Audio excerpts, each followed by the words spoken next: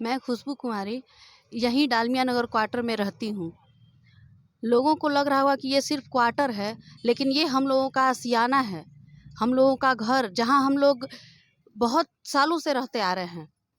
करीबन 60 साल से हम लोग यहाँ रह रहे हैं। मैं कोर्ट से, हाई कोर्ट से माननीय जज साहब से ये पूछना चाहती हूँ कि हमें खाली करने का ऑर्डर तो हो गया है, पर क्यों हमें ये घर खाली करने का आदेश हुआ है? कोर्ट ने जो किराया तय किया हम वो देते हैं, तो फिर हम लोग इलीगल कैसे हुए? बिजली बिल देते हैं, हर कुछ देते हैं, और सबसे पहले तो कोर्ट ने जो किराया तय किया वो किराया हम दे रहे हैं, तो हम लोग इलीगल कैसे हुए?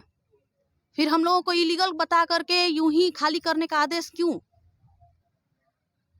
क्या हम लोग कोई क्रिमिनल हैं? हम लोग इस देश के वासी नहीं हैं? क्यों हम लोगों को खाली करने का आदेश है? हम ये जानना चाहते हैं। इतने सारे लोग कहाँ जाएंगे, कहाँ रहेंगे? आप जब रोड पे आप लोग जब सब बिजली बिल और मकान का किराया दे रहे हैं तो आप लोग कोर्ट का आदेश है कि आपको किराया भरना है। हाँ, तो आप कोर्ट ने एक कमेटी तय किया। हाँ। कोर्ट ने एक कमेटी तय किया और उस कमेटी के जरिए ही हम लोगों का किराया तय किया गया है। हाँ। और उस किराए को हम लोग शुरू से, जब से तय किया गया है तब से हमेशा देते आ रहे हैं। कितना साल से किराया आप दे रहे हैं? किराया 2002 या 3 में लागू हुआ था। हाँ। उस समय से किराया देते आ रहे हैं। आज और उसके पहले मतलब जब से कंपनी बंद हुई उस समय से हमारे दादाजी यहाँ काम करते थे, यहाँ रह रहे हैं। हमारा जन्म यहीं का है। अब हम कहाँ जाएंगे? और लोग घर से बेघर हो जाएंगे तो जाएंगे कहाँ? वही तो, कहाँ जाएंगे हम लोग? घर छोड़कर हम लोग कहाँ जाएं? हम लोग का कोई आशियाना नहीं है। हम लोग अपने आशियाने को छोड़कर कहाँ जाएं? कंपनी बंद हुआ, लोगों में भूखमरी का हालत हो गया। कुछ लोग पलायन कर गए यहाँ से, कुछ लोग भूखों मर रहे थे। किसी के यहाँ एक टाइम का खाना जुटता था, किसी के यहाँ वो भी नहीं होता था। कितने परिवार तो जहर खा के मर गए। पूरा का पूरा परिवार पॉइजन खा लिया। मरने का नौबत आ गया। अब बताइए। अब हम लोग के सर पे एक छत था, वो भी हम लोग से छीना जा रहा है। हम लोग जाएं तो जाए कहाँ? क्या हम लोगों के बारे में सोचने वाला कोई नहीं है? जज महोदय को चाहिए कि इस पर निर्णय ले फिर से। एकदम चाहिए, क्योंकि ये पर्सनल सिर्फ एक या दो लोगों का बात नहीं है। इतने सारे हजारों हजार लोग कहाँ जाएंगे? और एक बात और, जज महोदय से मेरा हाथ जोड़ के विनती है कि इस केस को अच्छे से समझें और फिर से इसके बारे में एक बार सोचें। एक बात और है कि इसी दौरान आप देखेंगे कि हमारे इस निर्णय जब से आया है, माननीय उच्च न्यायालय के आदेश को एक्सिक्यूट करने के लिए स्थानीय प्रशासन ने जो बात किया है, उससे बहुत से ऐसे लोग हैं जो वो हमें लगता है कि वेंटिलेटेड पे हैं। कम से कम 20-25 ऐसे घरों में लोग हैं जिनकी हालत पहले से खराब है। वो बेड पर ही रहते हैं, पैरालाइज्ड मार दिया है। माने कि जब से लोग सुने हैं कि हमको किराए का उसके पहले खाली करना है, तब से लोग नहीं, ऐसा है कि पहले से वो लोग बीमार हैं। हाँ। लेकिन ये जब से सुने हैं तो उनकी हालत इतनी खराब है, उनके बच्चे बाहर में रहते हैं। हाँ। और दूसरी बात यह है कि इसी से तंग आकर देखिएगा कि 11 लोगों ने इस कॉलोनी में रहने वाले 1471 क्वार्टरों में रहने वाले 11 नागरिक ऐसे जो हैं, 11 नागरिक ने इच्छा मृत्यु के लिए राष्ट्रपति जी को लिखा कि भाई हमको इच्छा मृत्यु दे दीजिए, लेकिन हमको क्वार्टर मत हटाइए। जिस दिन क्वार्टर हम खाली करेंगे हमारे पास कुछ भी नहीं रहेगा। तो मुझे ऐसा लगता है कि इस पहलू को सोचना चाहिए, स्थानीय प्रशासन को भी इस बात को आगे पहुंचाना चाहिए। और पहुंचाने वाली जो एजेंसियां हैं, आप देखेंगे कि एक छोटी सी मैंने कहानी है, इल्लीगल रूप में पाकिस्तान से आई हुई सीमा हैदर है, उसके बारे में मीडिया ऐसे चला रही है जैसे सुपर हीरो है। और शर्म आनी चाहिए उस मीडिया कंपनियों को। सुभाष चंद्रा को, जी न्यूज़ को डायरेक्शन देना चाहिए, G18 के न्यूज़ 18 वाले को सोचना चाहिए ये सब कर क्या रहा है। मेरे कहने का मतलब कि 1 मिनट क्या न्यूज़ चलाने के लिए हमारे नागरिकों का न्यूज़ कहीं चल नहीं रहा है। जो जेन्युइन आदमी है, लीगल आदमी है और कोर्ट से संबंधित आदमी है, कोर्ट को भी संज्ञान लेना चाहिए कि भारत में ये क्या हो रहा है। सबसे बड़ी बात ये है कि मीडिया जो है, ये जो मीडिया सबसे बड़ा तानाशाह हो गई है।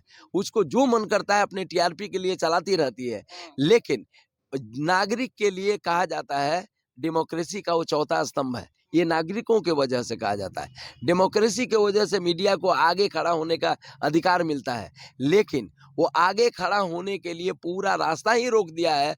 वो सत्ता के साथ हो रही है, विपक्ष के साथ खड़ी है। अच्छा, ये अब बात आपको पता है कि ना कि सीमा हैदर जो है एमएलसी का चुनाव लड़ने वाली है। ऐसा होता है कि इस देश के जो पार्टी चलाने वाले लोग हैं, इतना दिवालिया हो गया है कि इसको युवाओं से मतलब नहीं है, योग्यता से मतलब नहीं है।